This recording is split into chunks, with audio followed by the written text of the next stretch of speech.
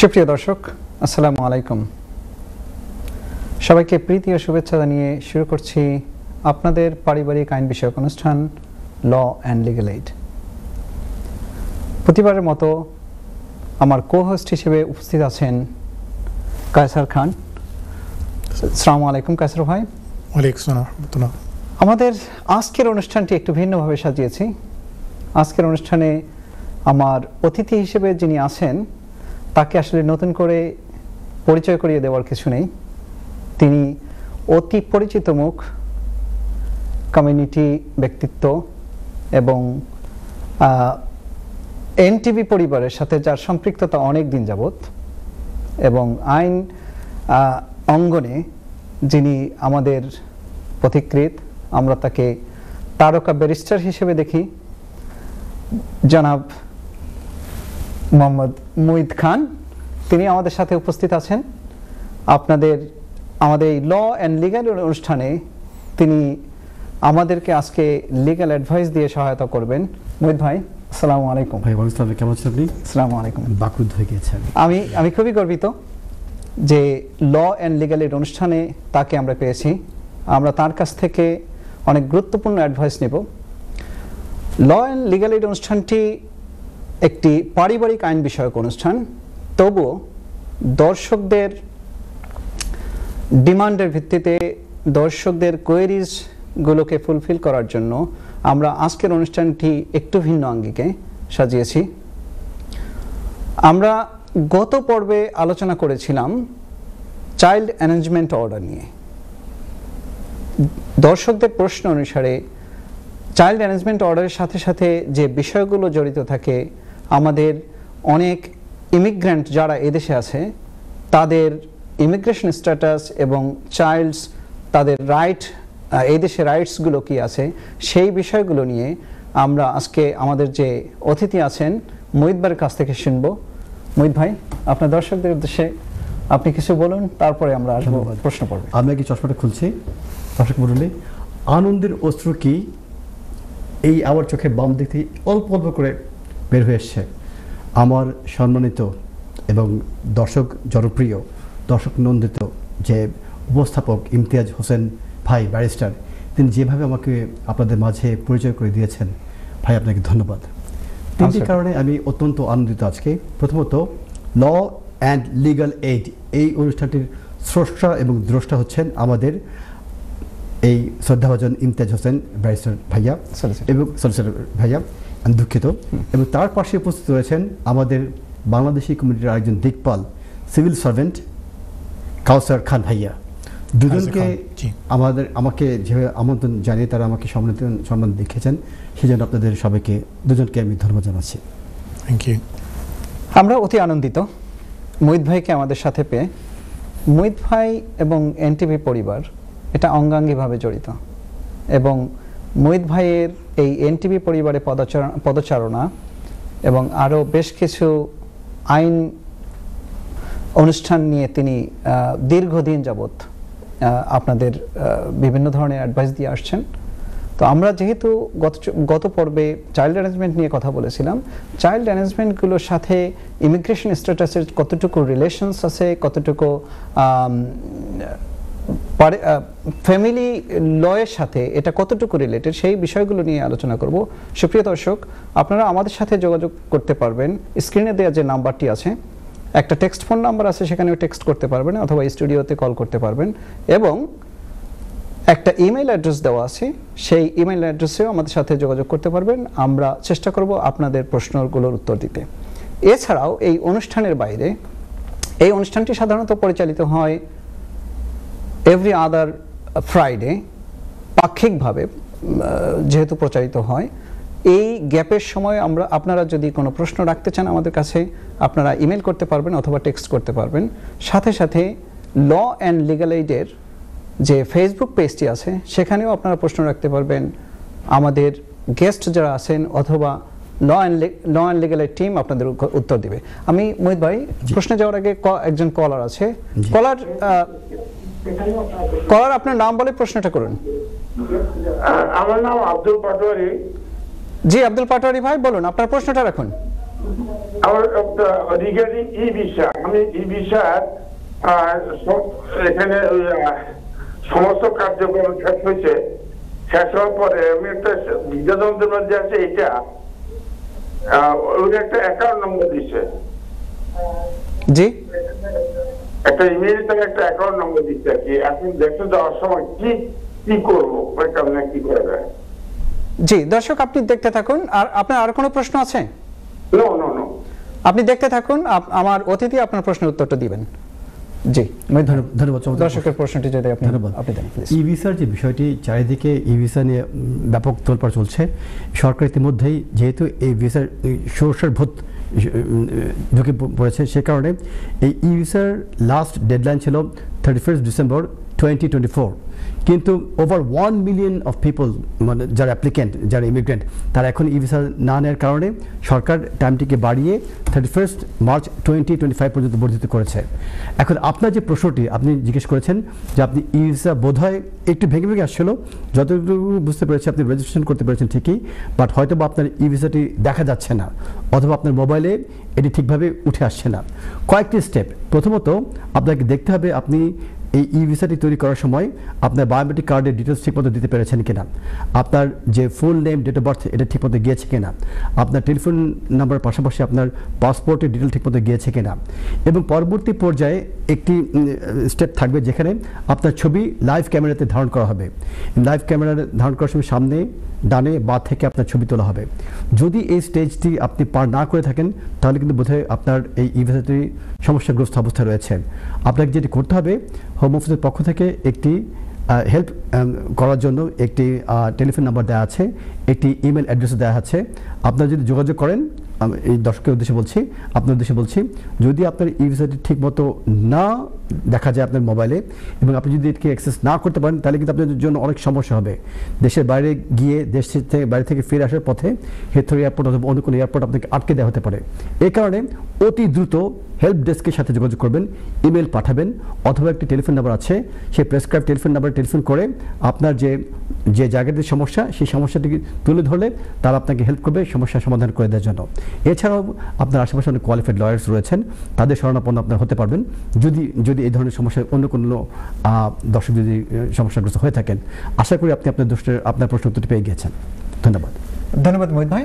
আমি একটা সম্পূরক প্রশ্ন করতে চাই, সেটা হচ্ছে যে অনেকে বায়োমেট্রিক কার্ড দিয়ে অ্যাকাউন্টটা যে ক্রিয়েট করে, জি, অনেকে পাসপোর্টটাকে কানেক্টেড করে না। জি, এই বিষয়ে যদি আপনি একটু দর্শকদের বলেন। অনেক আমার দেখা যে অনেকেই পাসপোর্ট, কেন আপনি যখন ট্রাভেল করবেন বায়োমেট্রিক কার্ডটা তো আর কোনো রিলেভেন্ট থাকছে। জি জি, সেক্ষেত্রে আপনাকে দেশ থেকে আসার বা যাওয়ার ক্ষেত্রে আপনি যদি পাসপোর্টটাকে কানেক্ট না করেন, এটা কি দর্শকদের মারাত্মক সমস্যা হবে কিনা? মারাত্মক সমস্যা হবে, কেননা বায়োমেট্রিক কার্ডটা এটি শুধুমাত্র প্রযোজ্য যুক্তরাজ্যের ভেতরে যখন অবস্থান করবেন সেই সময়ের জন্য, কিন্তু পাসপোর্ট হচ্ছে একটি মানুষের আইডেন্টিটি ক্যারি করে সে কোন দেশের ন্যাশনাল, এবং এই পাসপোর্টের যে ভ্যালিডিটি, যে টাইমটি আছে পাসপোর্টের ভিতরে, সেটি যদি ই ভিসার সাথে সম্পৃক্ত না করা হয়, যখন সেই ব্যক্তি লন্ডনের বাইরে, যুক্তরাজ্যের বাইরে ভ্রমণ করবেন, ফিরে আসার সময় এই যে ট্রাভেল ডকুমেন্টটি অর্থাৎ পাসপোর্টের ডিটেলস যদি না থেকে থাকে, তিনি সমস্যায় পড়ে যেতে পারেন প্রথমত।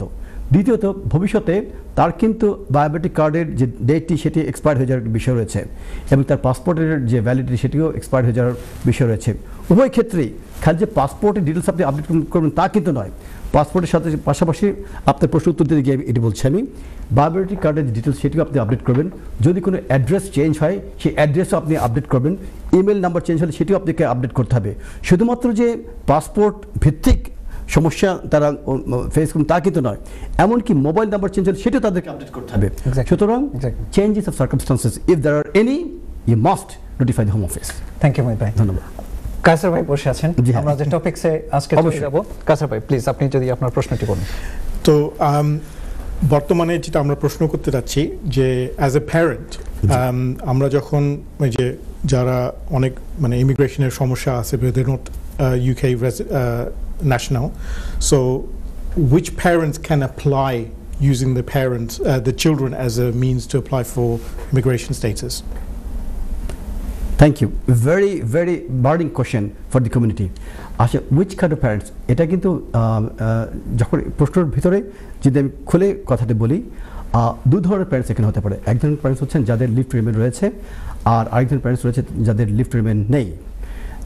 প্রথম ক্যাটাগরি যারা প্যারেন্টস, তারা হয়তো বা কোনো ব্রিটিশ সিটিজেন হাজব্যান্ড অথবা ওয়াইফকে বিবাহ করে যুক্তরাজ্যে প্রবেশ করার পর হয়তো বা তাদের একটি বাচ্চা জন্মগ্রহণ করেছে, কিন্তু কোনো কারণে তাদের হাজব্যান্ড এবং ওয়াইফের যে দাম্পত্য যে জীবন সেই কারণে এটি হয়তো বা কোনো কারণে টিকছে না। তখন হয়তোবা এই ওয়াইফের পক্ষ থেকে অথবা হোম অফিসের হাজব্যান্ডের পক্ষ থেকে হোম অফিসকে নোটিফিকেশন দিয়ে বলে দেওয়া হয়েছে যে তার যাতে লিভ টু রিমেইনটি কার্টেড করে দেওয়া হয়, যেহেতু সম্পর্ক ভেঙে গিয়েছে। সেই ক্ষেত্রে as a father of A British citizen child, এই যে ব্যক্তি যিনি স্পাউস ভিসাতে যুক্তরাজ্যে প্রবেশ করেছিলেন অথবা স্পাউস ভিসা নিয়ে যুক্তরাজ্যে অবস্থান করছেন, যেহেতু তার লিভ টু রিমেইনটি কার্টেল হয়ে যাবে, as a father of A British citizen child তিনি কিন্তু তখন এই চাইল্ড অ্যাক্সেস করার জন্য হোম অফিসের কাছে for further leave to remain এই অ্যাপ্লিকেশনটি তিনি সাবমিট করতে পারছেন। এটি হচ্ছে ব্রিটিশ সিটিজেন চিলড্রেনদের ক্ষেত্রে প্রযোজ্য। অন্যদিকে এমনও প্যারেন্টস রয়েছেন যারা যুক্তরাজ্যে বসবাস করছেন with indefinite leave to remain, মানে তারা এখনও ব্রিটিশ হননি বাট হওয়ার পথে। এখন এরকম যদি একজন প্যারেন্টের ডিপেন্ডেন্ট স্পাউস যদি যুক্তরাজ্যে প্রবেশ করেন এবং তাদের সম্পর্ক যদি নষ্ট হয়ে যায় এবং প্রথম যে প্যারেন্ট তিনি যদি হোম অফিসকে নোটিফাই করে ফেলেন যে তার সাথে যিনি অ্যাপ্লিকেন্ট তার কোনো সম্পর্ক নেই, এখন এই যে বাচ্চাটির পিতা অথবা মাতা হিসেবে এই অ্যাপ্লিকেন্টকে যুক্তরাজ্যে অবস্থান করার জন্য তিনি অ্যাপ্লিকেশন সাবমিট করতে পারছেন। এবং এর পাশাপাশি আপনি যে প্রশ্নটা আমাকে করেছিলেন আর কোন কোন ধরনের প্যারেন্টস এই অ্যাপ্লিকেশন সাবমিট করতে পারবেন, এমনও অ্যাপ্লিকেন্ট রয়েছেন যারা who are coming into the UK with limited leave to remain, হতে পারে স্টুডেন্ট, হতে পারে ওয়ার্ক পারমিট হোল্ডার, এবং এই ধরনের প্যারেন্টের একজন প্যারেন্ট প্রবেশ করেছেন বাট আরেকজন প্যারেন্টের সাথে বাবা অথবা মায়ের কোনো সম্পর্ক নেই। সেক্ষেত্রে যেহেতু যিনি প্রবেশ করেছেন বাংলাদেশ থেকে অন দি বেসিস অফ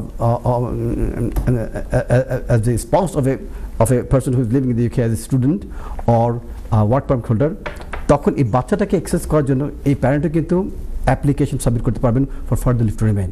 তো এই ধরনের ইট ডিপেন্ড করে আপনি কোন ক্যাটাগরির আপনি প্যারেন্টকে আপনি ইন্ডিকেট করছেন।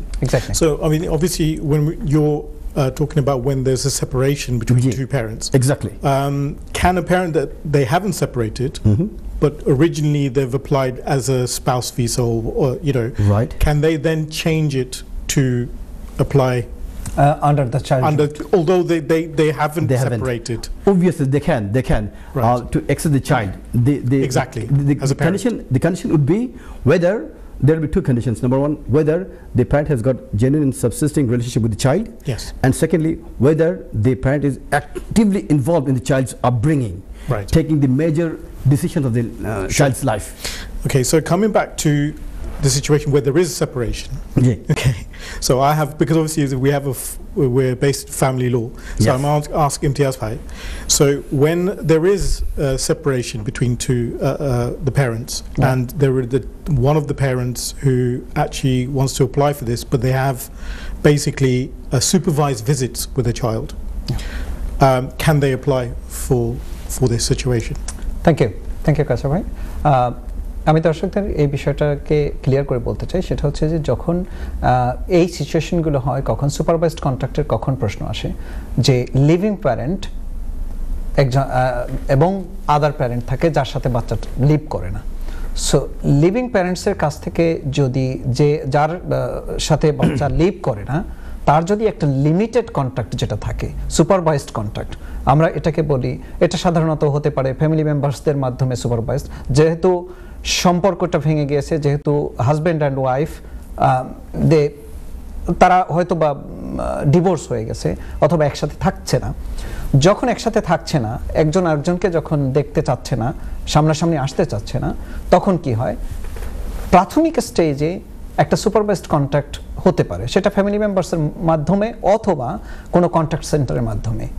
যদি এমন কোনো অ্যারেঞ্জমেন্ট থাকে, সেই অ্যারেঞ্জমেন্টটা বিভিন্নভাবে হতে পারে দর্শকগণ, যেটা কোর্টের অর্ডারের মাধ্যমে সুপারভাইজড কন্ট্রাক্ট হতে পারে। আমরা একটা কল নিয়ে কন্টিনিউ করব প্রশ্নের উত্তরটি। জি কলার, আসসালামু আলাইকুম। হ্যালো ভাই, আসসালামু আলাইকুম। আসসালাম। জি আপনার নামটা বলে প্রশ্নটা করুন। আমার এই প্রশ্ন হইলো যে ওই যে উইল যে আমরা যে বাচ্চা আছে যদি উইল যে করি, উইলটা করার পরে রেজিস্ট্রেশন করা লাগবে না লাগবে না? যদি বাধ্যতামূলক হয় তো করা লাগবে, যদি বাধ্যতামূলক না হয় তাহলে তো আর ঠিক আছে, তবে করতে হইলে এটা কোনাতে করা লাগে, কিভাবে জি, করা লাগে? আপনার প্রশ্নটা হচ্ছে উইল করা বাধ্যতামূলক কিনা? উইল না না না না, উইল করা শুনছি যে করার পরে রেজিস্ট্রেশন করা লাগে, রেজিস্টার করা লাগে, এটাই বুঝছি না। সলিসিটর সাহেব কইছে, জি। এটা প্রশ্ন হলো এটা করা লাগেনি, বাধ্যতামূলক রেজিস্ট্রেশন করা। যদি জি, করতে আর কোনো- হয়, তাহলে এটা কোন জায়গায় কিভাবে করতে হয়? জি, আর কোনো প্রশ্ন আছে আপনার? জি না, তো এই প্রশ্ন। ওকে, আসসালামু আলাইকুম। ওয়ালাইকুম আসসালাম। থ্যাংক ইউ দর্শক, আপনার উত্তরটি দিব আমরা। উইলস করতে হলে সেটা রেজিস্ট্রেশন ম্যান্ডেটরি কিনা? ধন্যবাদ চমৎকার প্রশ্নের জন্য। উইল করলে এটার রেজিস্ট্রেশন বাধ্যতামূলক নয়। তার কারণ হচ্ছে উইলটা হচ্ছে লাস্ট উইশ অফ দ্য টেস্টেটর, যিনি মারা যাচ্ছেন তার লাস্ট উইশ। এটা লিখিত হতে পারে, এটি অরাল হতে পারে, তবে এটা হচ্ছে লাস্ট উইশ। আপনার যে প্রশ্নের ডাইরেক্ট উত্তর হচ্ছে আপনার রেজিস্ট্রেশন করার কোনো বাধ্যবাধকতা নেই। যদি কোনো আইনজীবী আপনাকে বলে থাকেন তাহলে আপনাকে উনি মিসলিড করেছেন। তার কারণ হচ্ছে under the current law of the land will বাধ্যতামূলকভাবে আপনাকে রেজিস্ট্রেশন করতে হবে না। তবে উইলটাকে এক্সিকিউট করার জন্য যখন টেস্টেটর মারা যাবেন, যিনি এক্সিকিউটর তার দায়িত্ব হচ্ছে প্রবেট রেজিস্ট্রি থেকে উইলটাকে রেজিস্ট্রেশন করার মাধ্যমে এটাকে এক্সিকিউট করা। এটা হচ্ছে যখন একজন ব্যক্তি ইন্তেকাল করবেন, ইন্তেকাল করার পরেই উইলের রেজিস্ট্রেশনের বিষয়টি আসে এবং প্রবেট রেজিস্ট্রি তখন এখানে অ্যাক্টিভলি ইনভলভ হবে। তো সুতরাং আপনার প্রশ্নের ডাইরেক্ট উত্তর হচ্ছে উইল রেজিস্ট্রেশন করা বাধ্যতামূলক নয়। ধন্যবাদ। ধন্যবাদ মহিত ভাই। আমি বলেছি ভাইয়া, আমি আপনার সাথে আরেকটা কল আছে, আমি এটাকে একটু বিস্তারিত বলবো। আরেকটা কল আছে, কলার আপনার নাম বলে প্রশ্নটা করুন। আসসালামু আলাইকুম। হ্যালো, জি, আসসালামু আলাইকুম, আপনার নামটা বলে প্রশ্নটা করুন প্লিজ। ওয়ালাইকুম সালাম। আমার নাম খান। জি খান ভাই বলুন। জি, আমার দুইটা প্রশ্ন। আসসালামু আলাইকুম। ওয়ালাইকুম সালাম। আসসালাম। জি, আমার জি, প্রশ্নটা বলুন। আমার একটা বিশাল লাগে অ্যাপ্লাই করলাম, তারা রিভিউ দিলাইছে। তো রিভিউটা কতদিন টাইম লাগে দয়া করে আমার কইবা। আর দুই নম্বর হইলো আমার একটা নাতি। আপনার প্রশ্নটা, প্রথম প্রশ্নটা আপনি একটু বুঝে নেই যদি, যে আপনার রিফিউজড হয়েছে। বিষয়টা রিভিউজ হয়েছে, ওর বাদে তারা রিভিউ লাগিয়ে রিভিউ করতাম দিছে, তো আমরা রিভিউ করছি। কতদিন যাইব রিভিউ? আপনি কি রিভিউ করতে অ্যাডমিনিস্ট্রেটিভ রিভিউ অথবা কি অ্যাপিলের জন্য দিয়েছেন? অ্যাপিলের জন্য অন্য ছাড়ছি আর কি। ওকে, অ্যাপিল। আচ্ছা, আমি একটু আপনাকে হেল্প করছি। আসসালামু আলাইকুম মুরব্বি, এটা কোন ভিসা ছিল, কি ভিসার জন্য অ্যাপ্লিকেশন করেছিলেন আপনি?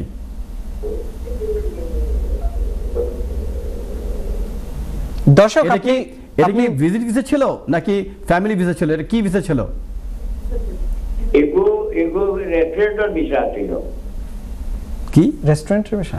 রেস্টুরেন্টের ভিসা ছিল। রেস্টুরেন্টের ভিসা ছিল। আচ্ছা, শেফর ভিসা। শেফের তো আচ্ছা, বাংলাদেশ থেকে অ্যাপ্লাই করেছিলেন। শেফর ভিসা ছিল, শেফর। আচ্ছা, তাহলে আপনাকে অ্যাডমিন রিভিউ রাইট দিয়েছিল, তাই তো? রেস্টুরেন্টের শেফর ভিসা ছিল। আমরা বুঝতে পেরেছি। তো আপনি এখন অ্যাডমিন রিভিউ করেছেন, রাইট? জি জি। তো এখন প্রশ্ন হচ্ছে কতদিন সময় লাগতে পারে? কতদিন লাগবে? আমরা তো রিভিউ করছি। জি। আর দ্বিতীয় প্রশ্নটি বলুন। জি। আর আপনার দ্বিতীয় প্রশ্ন কি? জি জি। দর্শক, আপনার টিভির ভলিউমটা কমিয়ে আপনার দ্বিতীয় প্রশ্নটি করুন। এবং ফোন দ্বিতীয় প্রশ্ন হইল, আমার একটা নাতি 4 ভিসা আইছে, তার একটা ছেলে হইছে, তখন এগুলোর কোনো রাইট আছে? জি দর্শক, আপনি দেখতে থাকুন, আমরা উত্তর দুটো দেওয়ার চেষ্টা করব ইনশাআল্লাহ। জি মোহিত ভাই, এই প্রশ্নটিতে যাওয়ার আগে আপনি একটু মনে রাখেন, আমি এই প্রশ্নটিতে যাওয়ার আগে উইলের বিষয়টা আমি আগের দর্শককে একটু বলে নিই। দর্শক, রিসেন্টলি একটা এক্সাম্পল এসেছে সুপ্রিম কোর্ট থেকে, যেটা হচ্ছে যে একজন ভদ্রলোক সে মারা যাওয়ার আগে দুটো কার্ডবোর্ডে ফিশ অ্যান্ড চিপস এর বক্সের পিছনে সে একটা উইল করে গেছে। দুইটা পিস অফ কার্ডবোর্ডের মধ্যে সে উইলটা করে গেছে। সে লিখে গিয়েছে তার সম্পত্তি কিভাবে একটা চ্যারিটিকে দেওয়া হবে, সেই ব্যাখ্যাটা তিনি দিয়ে গেছেন এবং তার নেইবার এইটার উইটনেস ছিল। সেই উইলটা কোথাও কোনো রেজিস্ট্রি ছিল না, কোনো কিছু ছিল না, এটাকেও একটা ভ্যালিড উইল হিসেবে গ্রহণ করা হয়েছে। তো আপনাদেরকে আমরা এটুকু বলবো, আপনাদের ইনহেরিটেন্স ট্যাক্সটা রিডিউস করার জন্য অথবা কিছু এক্সামশন পাওয়ার জন্য এক্ষেত্রে আমরা বলবো আপনারা সবাই উইল করার জন্য উদ্বুদ্ধ হবেন। আমরা ইনশাআল্লাহ যে কোনো একটা নেক্সট এপিসোডে পুরো উইল নিয়ে আমরা যে কোনো একটা অনুষ্ঠান করব। কিন্তু আপনারা যারা উইলের বিষয়ে কনসার্ন সবাই চেষ্টা করবেন উইলটা করে রাখতে। এটার জন্য ক্রাইটেরিয়া ভেরি সিম্পল, আপনার দুজন উইটনেস রাখবেন এবং এই উইটনেসের সামনে আপনি সিগনেচার করবেন। এটা একটা সেফ জায়গায় রাখবেন। আপনার যাদের বেনিফিশিয়ারিজ আছে তাদেরকে একটা কপি দিয়ে রাখবেন, তাহলেই হবে। এবং মোহিত ভাই অলরেডি বলেছে যে এটা প্রবেট রেজিস্ট্রির মাধ্যমে আপনি এটাকে এক্সিকিউট করতে পারবেন, যেহেতু ফর্মালিটিস এখানে খুব কম। তবে আমরা সাজেস্ট করি যে কোনো সলিসিটরস দের দিয়ে আপনারা যদি এটাকে ড্রাফট করিয়ে নেন তাহলে এটার যে পরবর্তী কোনো ঝামেলা এড়ানোর জন্য এটা আপনার জন্য খুব ভালো হবে। আশা করি আপনার উত্তরটি পেয়েছেন। আমরা পরবর্তী কলারের প্রশ্নটিতে যদি আসি, জি, উনি যে প্রশ্নটি করেছেন যে অ্যাডমিন রিভিউ, জি, এটার তো আপনি ভালো উত্তর দিতে পারবেন। ধন্যবাদ। জি বলুন। এটার কোনো প্রেসক্রাইব যে বিধি থাকবে কতদিন ভিতরে আসবে, সেই ক্ষেত্রে গাইডেন্সে বলা হয়েছে মানে হায়েস্ট 6 মান্থস, বাট 2 থেকে 3 মাসের ভিতরে আপনি অ্যাডমিন রিভিউ সিদ্ধান্ত পেয়ে যেতে পারবেন আপনি। নাম্বার 1 প্রশ্নের উত্তর। আর সেকেন্ড যে প্রশ্ন হচ্ছে, উনি কেয়ার ভিসাতে এসছেন, একজন ওনার নাতি এবং তার বাচ্চা হয়েছে, বাচ্চার কোনো রাইটস আছে কিনা। অবশ্যই বাচ্চা, যেহেতু যিনি কেয়ার ভিসাতে এসছেন তার বাচ্চা, অবশ্যই বাচ্চার status would be determined on the basis of the main applicant's status. যিনি কেয়ার ভিসাতে এসছেন তার লিভ যতদিন ভ্যালিড থাকবে, বাচ্চার লিভে ততদিন ভ্যালিড থাকবে। তবে সেই ক্ষেত্রে কোনো অ্যাপ্লিকেশন সাবমিট করতে হবে কিনা সেই ক্ষেত্রে এখনও ক্লিয়ার কোনো ডাইরেকশনস নেই। বাট আমরা সবসময় সাজেস্ট করে থাকি অ্যাপ্লিকেশন সাবমিট করে দেবেন। তার কারণ হচ্ছে যখন কি বাচ্চাটার মেডিকেল কেয়ারের জন্য এনএইচএস থেকে ট্রিটমেন্টগুলি আসবে, সেই পর্যায়ে আপনাদের উপর খুব বড় মাপের একটি ফি চলে আসতে পারে। এই কারণে বাচ্চাটির স্ট্যাটাস ডিটারমিন হবে on the basis of the father's immigration status. এবং বাচ্চাটা যেহেতু জন্মগ্রহণ করে ফেলেছেন, অবশ্যই হোম অফিসকে নোটিফাই করতে হবে, ফার্দার অ্যাপ্লিকেশন সাবমিট করতে হবে for the child's leave to remain. আমি কি ভুল বলছি? No, thank you. মোহিত ভাই খুব ক্লিয়ার করে ব্যাখ্যা করেছেন। ধন্যবাদ। আমরা অনুষ্ঠানের নেক্সট সেগমেন্টে আমরা অন্য এখানে জন্ম যারা নেয় সেই বাচ্চাগুলোর অন্যান্য কি রাইটস আছে সেগুলো নিয়ে বিস্তারিত আলোচনা করব। আমরা যে বিষয়টি নিয়ে আলোচনা করছিলাম যে চাইল্ড যে রাইটসগুলো, জি, সেগুলো কি আমরা গত পর্বে দেখেছিলাম যে প্যারেন্টাল রেসপন্সিবিলিটি এবং চিলড্রেন্স রাইট, এই বিষয়গুলো নিয়ে অনেকেই এই বিষয়টা বোঝে না যে প্যারেন্টাল রেসপন্সিবিলিটিটা কি, অথবা আমার বাচ্চার প্রতি আমার কি রাইটস আছে। জি, আসলে মূলত যখন একজন প্যারেন্ট হিসেবে আমরা নিজেদেরকে উপস্থাপন করি, আমাদের একটা রেসপন্সিবিলিটি আছে। অন দ্য আদার হ্যান্ড চাইল্ডের একটা রাইটস থাকে, জি, যে তার বোথ প্যারেন্টসকে সে একসাথে পাবে, বোথ প্যারেন্টস তার আপব্রিঙ্গিং এর জন্য ভূমিকা রাখবে, যে কথাটি আপনি বলছিলেন। জি। সো এই জায়গাটা থেকে চাইল্ডস রাইট এবং প্যারেন্টাল রেসপন্সিবিলিটি, এই জায়গাগুলোর একত্র করে যখন আমাদের ইমিগ্রেশন স্ট্যাটাসটাও জড়িত হয়ে যায়, তখন কিন্তু আমাদের এই জিনিসগুলো নিয়ে একটু চিন্তা করতে হয়। যেমন আমাদের একজন দর্শক সে প্রশ্নটি করেছেন যে কেয়ার ভিসা এসেছে, তার বাচ্চা জন্ম নিয়েছে, তো কি হবে? আমাদের তো জন্ম নীতি এখন আর নাই এই দেশে। এই জিনিসগুলো কিন্তু কমিউনিটি অনেকেই জানেন অবশ্যই। তো এই জিনিসগুলো নিয়ে আমরা বিস্তারিত আরো আলোচনা করব। দর্শকগণ, আপনারা আমাদের একটা বিরতিতে যেতে হবে, সেই বিরতির পরে আমরা এগুলো কন্টিনিউ করব। আপনারা এই অনুষ্ঠানটি দেখছিলেন এনটিভি ইউরোপ স্কাই 780-তে, একই চোখে এটি ফেসবুক এবং ইউটিউবে প্রচারিত হচ্ছে। আপনাদের যদি কোনো প্রশ্ন থাকে আপনারা প্রশ্ন করতে পারবেন। বিরতির পর আবারও শুভেচ্ছা জানাচ্ছি law and legal aid programme থেকে। আপনারা এই অনুষ্ঠানটি দেখছেন NTV Europe Sky 780 Facebook and ইউটিউবে। আপনারা আমাদের সাথে যোগাযোগ করতে পারবেন স্ক্রিনে দেওয়া যে স্টুডিও নাম্বারটি আছে সেই নাম্বারটিতে, অথবা আপনারা টেক্সট ফোনের মাধ্যমে আমাদের সাথে যোগাযোগ করতে পারবেন। এছাড়াও একটি ইমেল অ্যাড্রেস দেওয়া আছে, যে ইমেল অ্যাড্রেসে আপনারা ইমেল করতে পারবেন। অনুষ্ঠানের সময় অথবা অনুষ্ঠানের বাইরেও আপনারা আমাদের সাথে যোগাযোগ করতে পারবেন টেক্সট ফোন এবং ইমেল অ্যাড্রেস এবং ল অ্যান্ড লিগ্যাল এইডের ফেসবুক পেজে। আমরা যে বিষয়টি নিয়ে কথা বলছিলাম প্যারেন্টাল রেসপন্সিবিলিটি এবং চাইল্ডস রাইট নিয়ে, সো সেই কথাগুলোতে আমরা যে জিনিসটি বলতে চাই যে প্যারেন্টস যখন ইমিগ্র্যান্ট হয় তখন তার ইমিগ্রেশন স্ট্যাটাসকে নিয়ে আমাদের অনেক চিন্তা করতে হয়। আমরা আলোচনা করছিলাম যে ব্রিটিশ চাইল্ড যদি হয় সেক্ষেত্রে প্যারেন্টসরা কি রাইট পেতে পারে, এবং অন দ্য আদার হ্যান্ড তারা কিভাবে তার ইমিগ্রেশনটাকে সিকিউর করতে পারে। কায়সার ভাই, আপনি একটা প্রশ্ন করতে চাচ্ছিলেন, যে প্রশ্নটিতে আসুন যে আমাদের চাইল্ডস রাইটটাকে কিভাবে এস্টাবলিশ করা হয়। জি বলুন আপনার প্রশ্ন। জি, তো আমার প্রশ্ন is actually there's two parts to it. So one is basically when we're making this application as a parent, what is the primary role of this actual, application, and how does the rights of the child apply to this law when you're making an application as a parent to get immigration status? Okay, thank Jai you. Hamid bhai. There's one criteria, that is best interest of the child, and there is a policy introduced by Section 55 of the Border Citizenship and Immigration Act 2009. এই আইনের অধীনে একটা বাচ্চার best interest কী হবে সেটিকে determine করা হয়েছে, এবং আপনারা জানেন যে যুক্তরাজ্য এটি হচ্ছে হিউম্যান রাইটসকে বহন করার জন্য ঝান্ডা এটি বহন করে, এবং 20 জুন 20 জুন 2022 তারিখে নতুন একটি আইন এসেছে, এবং প্রাইভেট লাইফ অ্যাপেন্ডিক্স ইমিগ্রেশন রুলসের অধীনে এই আইনের অধীনে একটি বাচ্চার বেস্ট ইন্টারেস্ট রক্ষা করার জন্য দুভাবে একটি বাচ্চার বেস্ট ইন্টারেস্ট রক্ষিত হয়। প্রথমত as a father of the child, আরেকটা হচ্ছে চাইল্ড ইটসেলফ। দুভাবে এমন হতে পারে যে হয়তো বা বাচ্চাটি এসছে, বাট বাচ্চাটি এখানে ইলিগাল মাইগ্রেন্ট, মানে আনডকুমেন্টেড, যেটাকে সাধারণ ভাষায় বলা হয় ইলিগাল মাইগ্রেন্ট হিসেবে বসবাস করছে। হ্যাঁ, জি, মানে জনগণের ভাষায়, জনমতের ভাষায়, মানে লে পার্সনের ভাষায় ইলিগাল মাইগ্রেন্ট যেটাকে বলা হয়। তো একজন বাচ্চা যখন যুক্তরাজ্যে প্রবেশ করলো, বাচ্চা তো অবৈধ মাইগ্রেন্ট নয়, বাট বাচ্চার বাবা এবং মা এদের স্ট্যাটাসের কারণে যদি if the parents becomes overstayer, তাহলে বাচ্চাটার কি হবে? দেখেন হিউম্যান রাইটসকে কীভাবে মানে যুক্তরাজ্য প্রাধান্য দেয়, হোমোস প্রাধান্য দেয়। তো সেই আইনটি এসছে 22 জুন 2022 সালে, এবং বেস্ট ইন্টারেস্ট রক্ষা করতে গিয়ে একটা বাচ্চা যদি যুক্তরাজ্যে জন্মগ্রহণ করে, কন্টিনিউয়াসলি 5 ইয়ার্স যদি সে বসবাস করে, সে কিন্তু স্ট্রেট হতে সে ইনডিফিনিট লিভ রিমেইনের জন্য অ্যাপ্লাই করতে পারছে।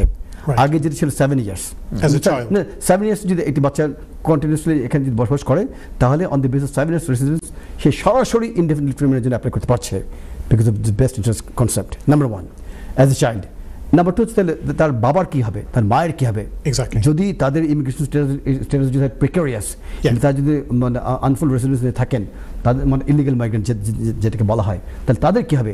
যেহেতু বাচ্চাটি পেয়ে যাচ্ছে indefinite leave remain after complete 7 years, parents as a parent of that children তারাও কিন্তু যুক্তরাজ্যে অবস্থান করার জন্য রাইটস তাদের গ্রো করছে, এবং রুলসের ভিতরে সেই রাইটস দিয়ে দেওয়া হয়েছে। তবে সেক্ষেত্রে একটি বিষয় আপনাকে দেখতে হবে, অবলোকন করবে, whether it would be reasonable or unreasonable for the child to return back to the parents' country. মানে হোম অফিস ধরে নেবে a child's best interest would be protected by both parents wherever they'll go. The children will follow. আপনি জানেন যে land লতে একটি কথা আছে, the fisherman follows the fish, fish follows the water. আবার এটা অনুভূতি তুলি, fish follows the water and fisherman follows the fish. তার মানে হচ্ছে যেদিকে নদীর ঢেউ যাবে সেদিকে মাছ নদীর ঢেউ ফলো করে যাবে, আর যেদিকে মাছ যাবে সেদিকে ফিশারম্যান মাছকে ফলো করে যাবে। লাইকওয়াইজ প্যারেন্টসরা যদি তাদের দেশে ফিরে যায়, তাহলে বাচ্চারা তাদেরকে সে দেশে ফিরে যাবে। কিন্তু এখানে কিন্তু এই জায়গাতে অনরিজনেবলনেস, বাচ্চাটি 7 বছর যুক্তরাজ্যে রয়ে গেছে, তার যে মানে কানেকশন যুক্তরাজ্যে, তার টাইস, তার ফ্যামিলি টাইস, কালচারাল টাইস, সোশ্যাল টাইস, এবং আপনার ফ্রেন্ডশিপ বন্ড, ফ্রেন্ডশিপ টাইস, এই যে এগুলোকে কিন্তু হোম অফিস মূল্যায়ন করছে। বলতে গিয়ে আমার গায়ে লোম দাঁড়িয়ে যাচ্ছে যে কীভাবে হিউম্যান রাইটসকে, বাচ্চাদের রাইটসকে তারা মূল্যায়ন করে। এটাকেই বলা হয় বেস্ট ইন্টারেস্ট। আমি সাধারণ মানুষের ভাষায় কথাটা বললাম, আর যখন নাকি অ্যাপ্লিকেশন সাবমিট করা হবে হোম অফিসের কাছে, তখন এই সাধারণ মানুষের ভাষার কথা আইনের ভাষায় ব্যাখ্যা দিতে হবে, আইনকে টেনে নিয়ে আসতে হবে। বাচ্চাদের বেস্ট ইন্টারেস্ট, আপনি তো খুব দক্ষ একজন আইনজীবী ফ্যামিলি, আপনি জানেন যে সেকশন 25 যে ওয়েলফেয়ার চেকলিস্ট, যদিও এটি কিন্তু ইমিগ্রেশন রুলসের সাথে কানেক্টেড নয়, বাট ইফ ইউ ডিফাইন এই চেকলিস্টগুলো কি, উইশ অফ দ্য চিলড্রেন, তাদের এজ, তাদের টাইস, তাদের কানেকশন এবং তাদের জেন্ডার, এই জিনিসগুলো যদি নিয়ে আসা হয়, এবং অ্যাপ্লিকেশনের সাথে যদি কোনো একটি অ্যাসেসমেন্ট রিপোর্ট সাবমিট করা হয়, যেমন এটা হতে পারে সাইকোলজিক্যাল রিপোর্ট, এটা হতে পারে জিপি রিপোর্ট, যে বাচ্চাদের বেস্ট ইন্টারেস্টের জন্য ইংল্যান্ডে থাকার প্রয়োজন এবং both parents should stay in the UK, it will be very highly arguable case and winnable case. তো আপনার প্রশ্নের যে উত্তরটি সঠিকভাবে আমি যদি ভুল না যদি বলে থাকি, best interest of the child. Basic. unreasonableness. These are the two tests. Yes, exactly. Thank you. মোহিত ভাই, থ্যাংক ইউ। আমি এটার সাথে দর্শকরা এটার থেকে উপকৃত হবে। আপনি যদি সংক্ষেপে বলে দেন যে জি। আসলে মূলত কোন ডকুমেন্টগুলো আসলে এই অ্যাপ্লিকেশনের সাথে দেওয়াটা, একটা তো আপনি বলেছেন যে জি। এক্সপার্ট রিপোর্ট, জি, হ্যাঁ। But on the other hand আরও কিছু যে ম্যান্ডেটরি ডকুমেন্ট বলেন বা অ্যাপ্লিকেশনটাকে জাস্টিফাই করার জন্য কি কি ডকুমেন্ট আপনি যদি অবশ্যই। মেইনলি বলেন?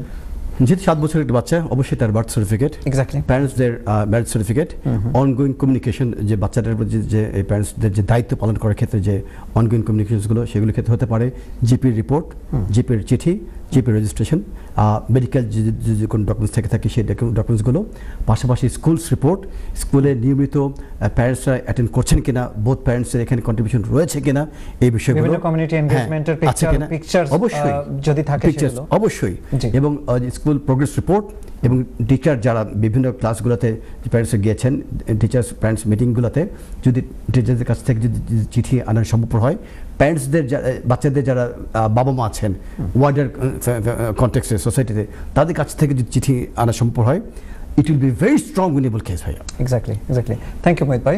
আমরা একটা কল নিব। দর্শক, আসসালামু আলাইকুম। জি, আসসালামু আলাইকুম। জি, আপনার নামটা বলে প্রশ্নটা করুন প্লিজ। জি, আমার নাম জনি। আমি জানতে চাচ্ছিলাম, আমার একটা ভাই এদেশে আসছে টেলিকমিউনিকেশন ইঞ্জিনিয়ার, সতেজ অকুপেশনে আর কি, টিয়ার 2। জি, উনি কি চাইলে কি উনি এনি আদার শর্টেজ অকুপেশনে কি চাইলে 20 আওয়ার কাজ করতে পারবে? এই পারমিশনটা কি আপনি এটা জানতে চাচ্ছি আর কি। সো ওনার জবের সাথে সাথে উনি 20 আওয়ার্স করতে পারবে কিনা, এটাই আপনার প্রশ্ন? এডিশনাল যে 20 আওয়ার্স অনেক সময় আছে যে ওভারটাইম বা অতিরিক্ত 20 ঘন্টা কি উনি এনি আদার শর্টেজ অকুপেশন কি করতে পারবে কিনা? জি, আপনি অনুষ্ঠানটি দেখতে থাকুন, আমার অতিথি আপনার প্রশ্নের উত্তরটি দিবেন। জি, ধন্যবাদ। সাপ্লিমেন্টারি যে আওয়ার্স, ওয়ার্কিং আওয়ার্স যে বিষয়টি ইমিগ্রেশন রুলস এসছে, এটি 20 আওয়ার্স, এবং এর বেশি কিন্তু তিনি কাজ করতে পারবেন না। এর অর্থ এই নয় যে কেউ কেয়ার ভিসাতে এসছে, আমি এক্সাম্পল দিয়ে বলছি, এবং সাপ্লিমেন্টারি ওয়ার্ক করার অর্থ এই নয় যে তিনি গিয়ে রেস্টুরেন্টে কাজ করবেন অথবা তিনি গিয়ে সুপার মার্কেটে গিয়ে কাজ করবেন। এবং আপনার প্রশ্নের যে ধরনটি, যিনি ইঞ্জিনিয়ারিং স্কিল এসছেন, ওনার কী ছিল, ওনার স্ট্যাটাস কী ছিল? উনি ইঞ্জিনিয়ার শর্টেজ অকুপেশন। হ্যাঁ, তাহলে সেই শর্টেজ অকুপেশন লিস্টের সাথে যে রেলেভেন্ট যে লিস্ট এবং রেলেভেন্ট যে ওয়ার্ক, যে ওয়ার্কগুলো এই লিস্টটাকে অ্যাপ্রুভ করে, যে ওয়ার্কগুলো এই লিস্টটাকে অ্যালাউ করে, সেই লিস্টেড কাজগুলোতে তিনি কাজ করতে পারবেন। এর অর্থ এই নয় যে তিনি এসেছেন শর্টেজ অকুপেশন লিস্টে, বা তিনি কি কাজ করছেন বিল্ডার্স হিসেবে, তিনি কি কাজ করছেন কোনো বিল্ডিং কনস্ট্রাকশন ফার্মে, তাহলে কিন্তু মানে ধরা পড়ে কিন্তু মাইন্ড কেয়ার চিপাবলির কথা আছে বাংলা ভাষায়, ফেসে যাবেন উনি। সুতরাং এই ফেসে যাওয়ার আগে আপনাকে অবশ্যই যে কস্টটি নিয়ে তিনি বাংলাদেশ থেকে প্রবেশ করেছেন, সেই কস্টে আপনার একটি নাম্বার থাকবে, এবং সেই নাম্বারটাকে চেক বেক করে দেখতে হবে এটার সাথে রেলেভেন্ট আর কোন কোন জব উনি করতে পারবেন under the shortage occupation list. এখন স্ট্রেট ওয়েতে যদি আমরা আপনাদেরকে বলে দিই যে হ্যাঁ তিনি অন্য শর্টেজ অকুপেশন লিস্টে কাজ করতে পারবেন, বাট কাজ করতে গিয়ে তিনি যদি ধরা পড়ে যান, তাহলে কিন্তু তার আমছালা সব হারিয়ে যাবে। সেক্ষেত্রে আমার পক্ষ থেকে আপনার কাছে বিনীত আমার অনুরোধ হবে, কাইন্ডলি তার যে কস্ট লেটারটি, সেই কস্ট লেটারটি নিয়ে, যে সক্করটি আছে সেই সক্করটি নিয়ে একজন দক্ষ আইনজীবীর পরামর্শ গ্রহণ করুন, তাহলে হয়তো ইনশাআল্লাহ তিনি ভবিষ্যতে আর কোনো সমস্যায় পড়বেন না। তিনি 20 hours supplementary work shortage occupation লিস্টে করতে পারবেন যদি সেটি অ্যালাউ করে তার ভিসা। ধন্যবাদ। জি, মোহিত ভাই, আমার একটা সাপ্লিমেন্টারি কোশ্চেন আছে, সেটা হচ্ছে যে রিসেন্ট যেটা আগে যেরকম সেম অকুপেশন কোডে জব করতে হতো, জি, বাট রিসেন্ট যে চেঞ্জটা আসছে, সেটা আসলে কি যে আপনার স্কিলড ওয়ার্কারের যে কোনো লেভেলে করতে পারবে। এখানে এই জায়গাটাকে দর্শকের যদি সাপ্লিমেন্টারি একটা এই জায়গাতে কিন্তু একটা ধোঁয়াশা রয়ে গেছে, এবং অনেকেই কিন্তু মনে করেছেন যে কেয়ার ওয়ার্ক ভিসাতে, এর আগে কিন্তু আমাদের অনেক আইনজীবী এভাবে কিন্তু পক্ষ থেকে এক ধরনের ব্যাখ্যা দেওয়া হয়েছিল যে যারা কেয়ার ভিসা এসেছেন বাংলাদেশ থেকে অথবা ওয়ার্ল্ডের বিভিন্ন দেশ থেকে, তারা কিন্তু শর্টেজ অকুপেশন লিস্ট যে 20 আওয়ার্স যে সাপ্লিমেন্টারি ওয়ার্ক, এই সেই ক্যাটাগরিতে তারা অন্য যে কোনো কাজে তারা কাজ করতে পারবেন। এই জায়গাতে আমাদের মানে ব্যাখ্যা দেওয়ার আগে আমাদের আইনটাকে দেখতে হবে। আপনি আমাকে যে কথাটি বললেন যে স্কিল লেভেলের ওয়ার্কার, যদি এটি সিমিলার স্কিল লেভেলের হয়, যেমন ধরেন কেউ আসলে এখানে ইঞ্জিনিয়ারিং স্কিলস, এটি স্কিল ওয়ার্কার, বাট তিনি গিয়ে ম্যানেজার হিসেবে উনি কোন রেস্টুরেন্টে কাজ করছেন, অথবা তিনি কোনো কেয়ার সার্ভিসে গিয়ে তিনি কাজ করার চেষ্টা করছেন। এখন দেখতে হবে তিনি যে লেভেলে যে স্কিল ওয়ার্কার ক্যাটাগরিতে তিনি এসেছেন, সেই স্কিল লেভেল ওয়ার্কার ক্যাটাগরিটি তাকে যে 20 আওয়ার্স ওয়ার্ক পারমিট যেটি আছে, 20 shortage occupation 20 hour supplementary work সেটি অ্যালাউ করে কিনা দেখে তারপর আমাদেরকে ব্যাখ্যা দিতে হবে। না দেখে যদি specific very specific case to case যদি ব্যাখ্যা দিই তাহলে কিন্তু ভাই জেনারেল অ্যাডভাইস দেওয়াটা ঠিক হবে না। আমাদের দর্শক কিন্তু দিগ্ভ্রান্ত হয়ে যেতে পারেন ভাই। জি জি ধন্যবাদ। সুপ্রিয় দর্শক, আমি আরেকটা কথা আপনার এই প্রশ্নটার সাথে সম্পর্কিত একটা প্রশ্ন ইনফরমেশন আমি দিতে চাই। সেটা হচ্ছে যে আপনারা যখন যে কোনো স্কিলড ওয়ার্কারে আসেন তখন প্রত্যেকটা জবের কিন্তু কসে টাইমলাইন দিতে হয়, যে মানডে টু ফ্রাইডে 9 to 5 এরকম করে একটা টাইমলাইন দেওয়া থাকে যে আপনার জব রেসপন্সিবিলিটিটা আপনি এমপ্লয়ারের সাথে কখন জবটা করবেন। দেখুন মোস্ট অফ দ্য স্কিলড ওয়ার্কারের ক্ষেত্রে কিন্তু 9 to 5 জবটা করে। তখন আপনার এই সাপ্লিমেন্টারি ওয়ার্কের জন্য 9 to 5 মানডে টু ফ্রাইডের মধ্যে যদি আপনাকে পাওয়া যায়, আপনি XYZ কোম্পানিতে এসেছেন, আপনি যদি ABC কোম্পানিতে ওই সময়টায় জব করেন, সেটাও কিন্তু আপনার জন্য বিপজ্জনক হতে পারে। সেহেতু আপনাকে খেয়াল রাখতে হবে যে আপনি যে জবটার জন্য এদেশে আপনাকে স্কিলড ওয়ার্কার হিসেবে এই দেশের কোম্পানিগুলো নিয়ে এসেছে, সেই কোম্পানিগুলোর প্রতি আপনার দায়িত্বটা বেশি এবং আপনি ওই জায়গাটার প্রতি ওখানেই বেশি আপনার কাজ করার জন্য যে টাইম ফ্রেমগুলো দেওয়া আছে ওগুলোতে থাকতে হবে, আদারওয়াইজ আপনি বিপদে পড়বেন। আশা করি আপনার উত্তরটা পেয়েছেন। আরেকটা কল নিব আমরা। দর্শক, আপনি নাম বলে প্রশ্নটা করুন প্লিজ। আসসালামু আলাইকুম দর্শক, আপনার নাম বলে প্রশ্নটা করুন। আসসালামু আলাইকুম। ওয়ালাইকুম আসসালাম। আমার ভাই, আমার নাম জসিম। জি জসিম ভাই বলুন। জি, আমার এক বোন 5 ভিসা তার হাজবেন্ডে আনছিল, আনার পরে তখন তার নন হরিয়গণ আর তার হাজবেন্ড আর তার 2টা বাচ্চা। জি আপনার প্রশ্ন। তারা তার নন হরি হইলে কি আপনার একটা বেমারি, ডিপ্রেশন, মেন্টাল প্রবলেম। তো তার প্রায় তার লগে একটা প্রবলেম হয়। তো তার জামাইরে তাই হয়, তো তার জামাইরে তার বোনকেও সাপোর্ট দিন বেশি হয়, তাই তার বেমারি তার বাড়িটা মানাই চলো। এখন তার 2টা বাচ্চাও চলাফেরা বা বাথরুম একটা গড় কোথায় বা এরপরে তার নন্দে একটু এটা বুঝুন না, তো আপনার উল্টা পাল্টা কিছু জিনিস ওগুলা থেকে এফেক্ট হয়। হওয়ার পরে 3-4 দিন আগে ওলা হ্যাপেন হয়েছে। হওয়ার পরে মনে হয় ওই যে তাই উন্ডর করলে ব্ল্যাক মেচে গাইও ফোন চালাইলে ল্যাপটপটা, তো তাই ফোন মনে চালাইছে আর ফোনও খাইজানি থাকি একটু মাথামাতি হারাহারি করছেন, তার আতর কিছু হাল গেছে কি, আর তাই ওই সময় পুলিশ রাখি দিছে। জি, পুলিশ এবারে নন হরিরে নিশ্চয় নেওয়ার পরে জিজ্ঞাসা তোমার হাজবেন্ডের লোকে কি তার সম্পর্ক ঠিক আছে নিশ্চয়, তো তাই ওই জন্য হাজবেন্ডের লোকে এমনি ঠিক আছে, আর তাই তো আমি বোনকে বেশি সাপোর্ট দিই। জি, আমারে সাপোর্ট দিন না। জি, আমার যখন সাপোর্ট দিন না, তো এটা তো আমি বোনকে যখন বেশি প্রায়োরিটি দিই। জি, তো আমি অবস্থা কিলা কিতা করে। জি, এখন আপনার প্রশ্নটা কি? লেওয়ার পরে নন হরি ইন্টারভিউ নিয়ে সারাদিন পরে তো তানরে হইলো যে ওলা তোমার নন হরি তো দিতে হইলে বড়, আমরা তুমি তো এই করতে যাইতে হইব। জি, আর নাইলে তান্ডে দিতে পারতাম না। তান্ডে দিলে তো আমি সেফটি মনে করি না। জি, তুমি তোমার কাজে নষ্ট করো যাওয়া হতো, তো তাই নয় আমার কাজে তো অন্য কেউ নাই, লন্ডন আসেন দুই সম্পর্কে কাজে নেব, তারাই তো তাহার ব্যবস্থা নাই, হয়তো আমার অন্য তোমরার মাধ্যমে কিছু তো করো, আমার হেল্প করবো। জি, তো এখন তারা ওটা মাতামাতি করার পরে যাই তারা হোটেলে নিশ্চয়, জি, হোটেলে নিয়েও আমি সরকারি বলিলাম হোটেলে নিয়ে তারা আর কয়টা হোটেল নিশ্চয়, তখন হোটেল থেকে কাজে নিয়ে নিত পর্যায়ে আর কোনো ধরনের কোনো অ্যাকশন বা কিছু তারা নিশ্চয় না। তো এখন এই পর্যায়ে তার কি রাইট আছে আপনার? জি, তার আপনি রাইট, আপনি তো অনেকগুলো বিষয় এখানে এখানে ক্রিমিনাল কেস জড়িত, ফ্যামিলি ইনভলভমেন্ট আছে।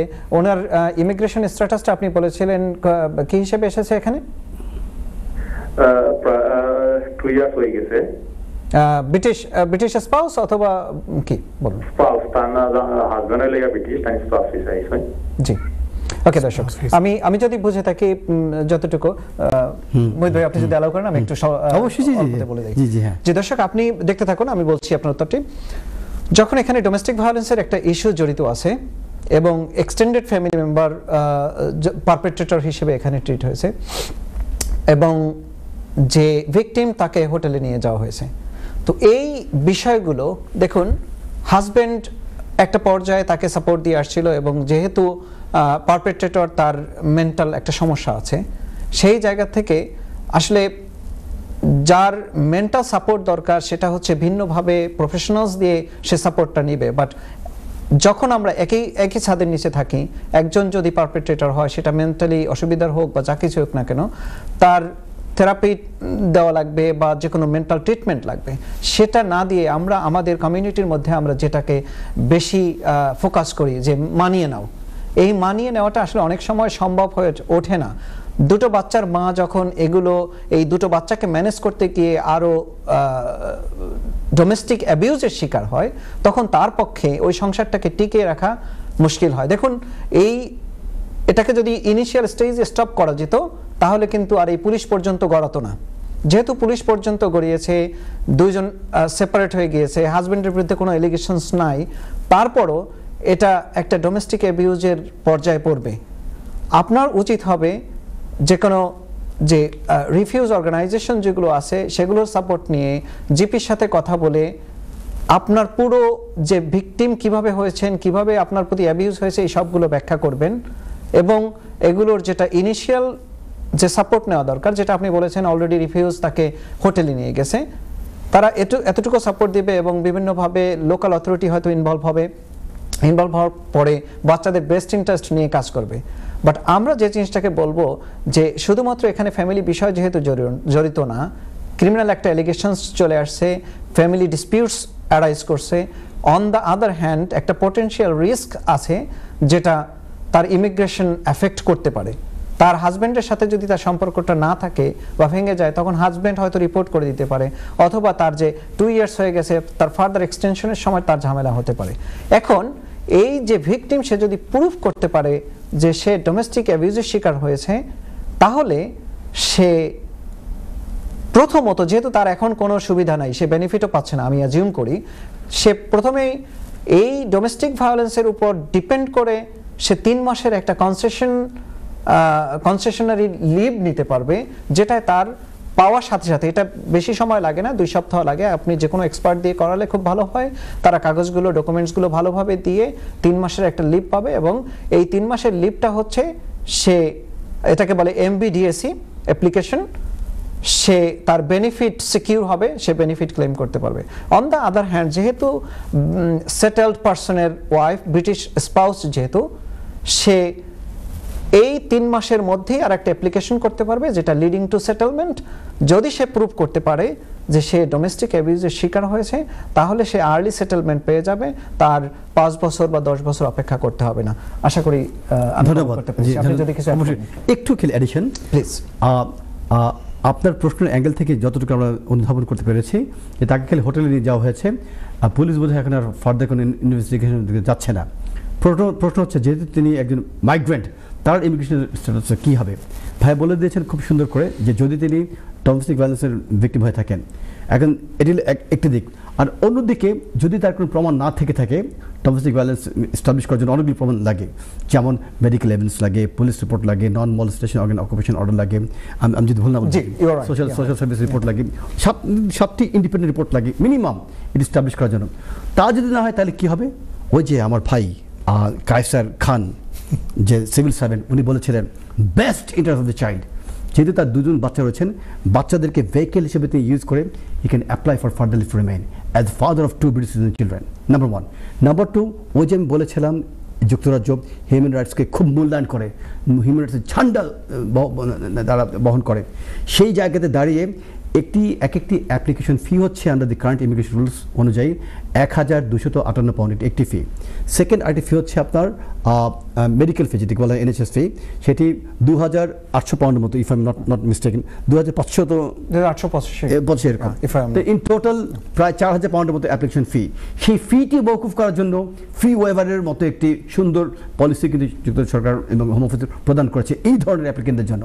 সুতরাং এই অ্যাপ্লিকেন্ট 2 ধরনের পদক্ষেপ গ্রহণ করতে পারেন তার ইমিগ্রেশন স্ট্যাটাসকে সিকিউর করার জন্য। প্রথমত, যদি তার কাছে এনাফ এভিডেন্স থেকে থাকে, যেটি আমার সম্মানিত যে ঝান্ডা নিয়ে যিনি বহন করেন, আমাদের লিগ্যাল কমিটি উদীয়মান একজন নক্ষত্র সলিসিটার ইমতিয়াজ হোসেন, তিনি বলেছেন ডোমেস্টিক ভায়োলেন্সের মাধ্যমে তিনি প্রাথমিক অবস্থায় 3 মাসে দেওয়া হবে, আর যদি তিনি প্রুফ করতে পারেন তার কেসটি, তাহলে তাকে সরাসরি সেটেলমেন্ট দিয়ে দেওয়া হবে, তাকে 5 বছর ওয়েট করতে হবে না।